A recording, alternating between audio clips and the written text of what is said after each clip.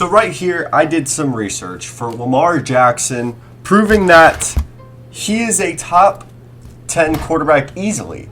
It's not even like a debate, in my opinion, after reading all these stats and looking into everything, because my gut feeling was, yes, Lamar Jackson is a top 10 quarterback just from my eyesight, from what I have noticed and what I have seen him do in his early career, where he's about 4 seasons, he is about 2 Pro Bowls, an MVP, he has done a ton when it comes to a quarterback at a young age. Now, it's hard to compare when he is in the same era as Patrick Mahomes, a guy that is breaking all stereotypes for a young quarterback and breaking every record imaginable. He's on his way to potentially his 3rd straight Super Bowl, and he is on his 4th AFC Championship as a starter.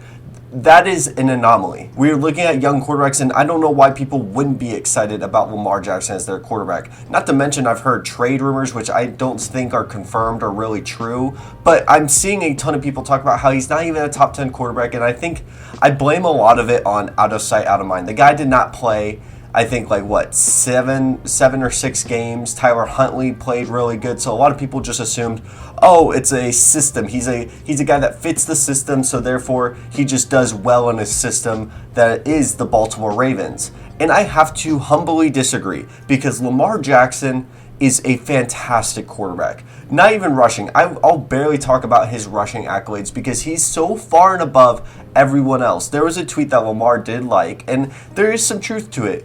If Patrick Mahomes runs around, he's creating plays. If Herbert's using his legs, he's creating plays. If any other quarterback that's young, that is moving around and going outside the pocket and running the ball, they are making plays for themselves, while Lamar, when he does it, he's the running back. He's just using it because that's the only skill set that he has. And yes, Lamar Jackson is put in a position where he does run the ball more and more structured plays that he is set for. Lamar is way more than that. He makes plays as well. He extends passes down the field. He gets better every year that we see him. I would not be surprised if this year was his revenge tour, if he just steps in and becomes a fantastic quarterback, because he has become that.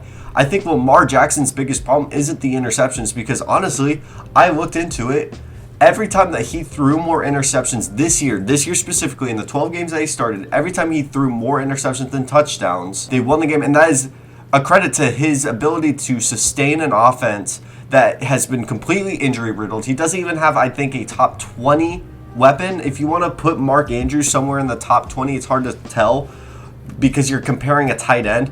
Marquise Brown isn't anywhere near a top 20. Not to mention, Duvernay is more of a special teamer. You have Rashad Bateman, who is a rookie who barely sniffed the field. Now, he could be a great wide receiver, but he has proved nothing so far in the NFL so far. And if I'm the Ravens, I go all in on Devontae Adams, because we saw what happened with Stephon Diggs to Josh Allen, and I think we know that Lamar has the capability to have an insane throwing game. I mean, he had a 4-touchdown game, I believe. What was it, against Indianapolis, who is a great defense? That was also a comeback.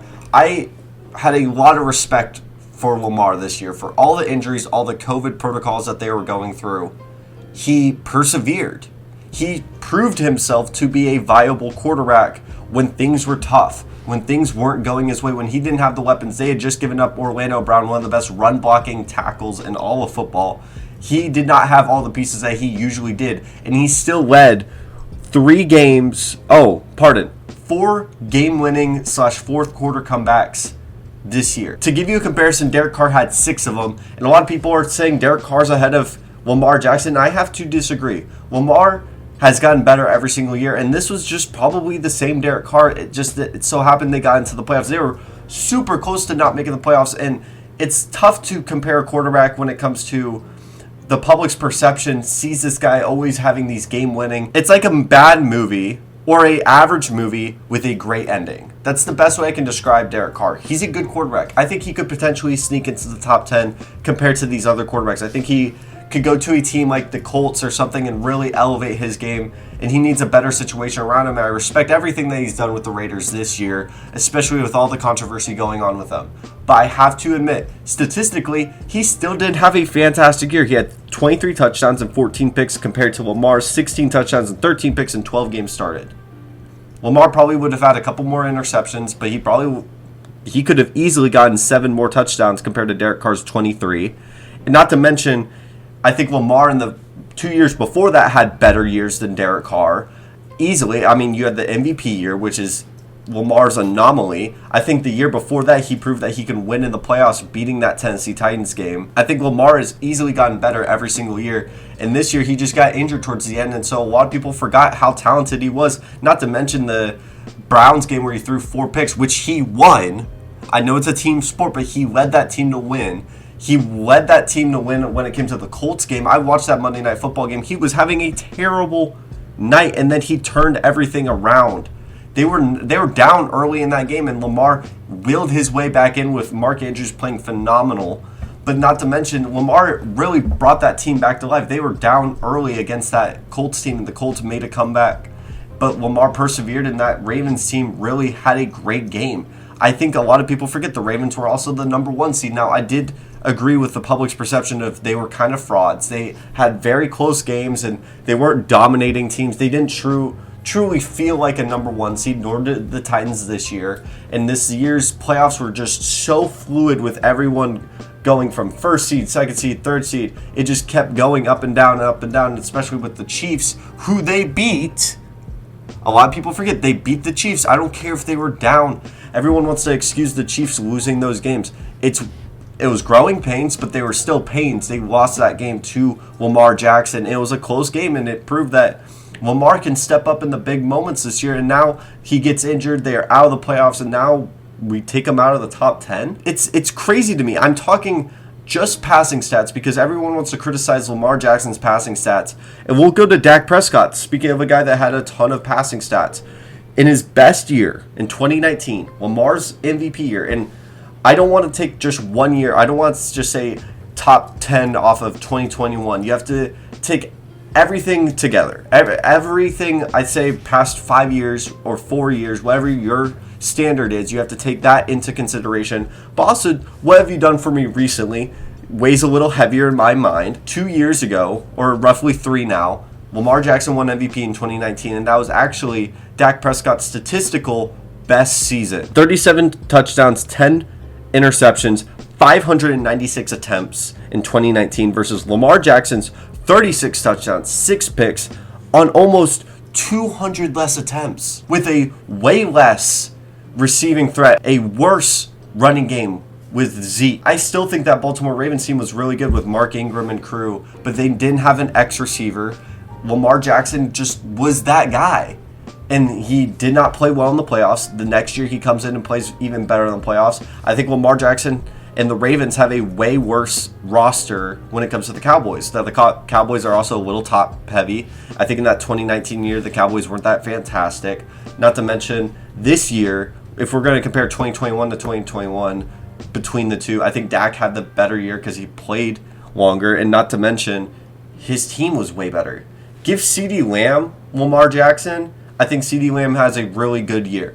I think Amari Cooper would have been fantastic. Even I would give the Baltimore Ravens Michael Gallup. Not to mention Zeke, Pollard, that offensive line, that defense that was staying healthy. I mean, the Baltimore's defense completely fell apart. That's not really the Baltimore's fault. I think you had Marcus Peters go out. You had a ton of their secondary, Marlon Humphrey. Their defensive line started to collapse a little bit.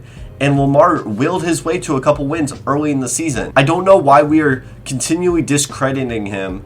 It seems like ever since he came into the draft, no, I didn't expect him to be this guy. I thought he could have been another Heisman that just kind of flunked out of the NFL. But I wanted him to do well. I never wanted him to do bad. I just didn't expect it.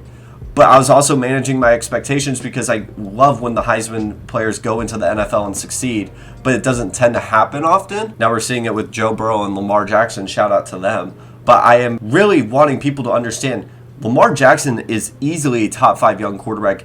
And back to what I said with the system. Yes, he is in a system that fits him best, but he is so unique in his skill sets that when that system does really well, I mean, I think what was it, 15-1 or 14-2? They are one of the best teams in the NFL, and they have the ability to probably go far in the playoffs. I think Lamar was just a young guy. He was the second-year quarterback. He didn't even have a full first year.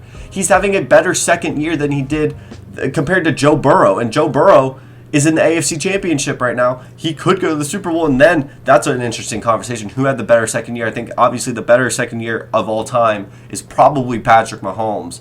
But I still want to give Lamar credit, and I think Lamar right now is ahead of Joe Burrow. I want to retract my Joe Burrow statement of being better than Justin Herbert, but if I wanted to start a franchise, I think I would still take Joe Burrow. That's a whole conversation. Starting a franchise and who is better. A lot of people were mad at me and said I'd made a terrible video for saying that I would rather take Joe Burrow.